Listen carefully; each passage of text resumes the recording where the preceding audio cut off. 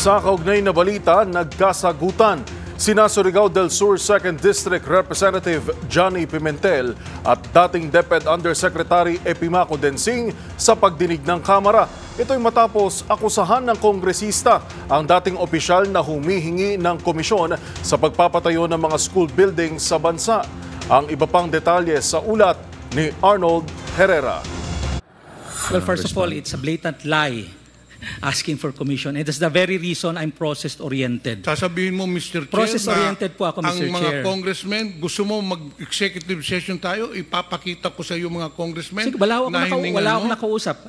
Yung sa Manila nyo, I was never with the architect Texon. Order, please. 1 minute suspensions declared by the chair. Naging tensyonado ang paghaharap ni Surigao del Sur 2nd District Representative Johnny Pimentel at ex-DepEd Undersecretary Epimaco Densing matapos akusahan ng kongresista ang dating opisyal na humihingi ng komisyon sa pagpapatayo ng mga school building sa bansa.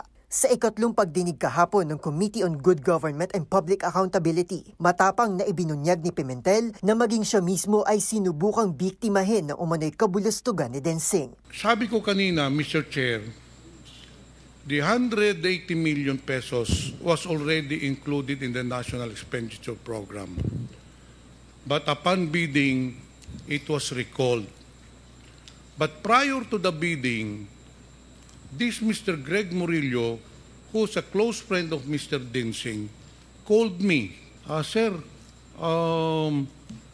pwede daw muna, mag-usap daw muna kayo ni Mr. Densing. Bilang dating Undersecretary ng DepEd, hawak ni Densing ang desisyon sa kung saan mapupunta ang mga pondo sa pagpapatayo ng mga school building sa bansa. Sa pagdinig, inilahad ni Pimentel na maraming kongresista na sa Maynila ang anyay nilapitan nito na parabang nag-aalok lang ng isda. Iginiit din ito na hindi nag-resign sa kagawaran si Densing at sa halip ay tinanggal ito dahil sa mga anomalya sa ilalim ng kanyang panunungkulan. Pagbibintang pa nito, hinarang din daw ni Densing ang 34 million pesos na pondo para sa Bislig Central Elementary School sa kanyang probinsya. Ayon sa impormasyong ibinunyag di umano sa kanya ng isang opisyal mula mismo sa DepEd. Magkalaban ang dalawa sa pagkagobernador ng Surigao del Sur sa darating na halalan. Para sa MBC TV Network News, ito si Arnold Herrera. Una sa Pilipinas, una sa Pilipino.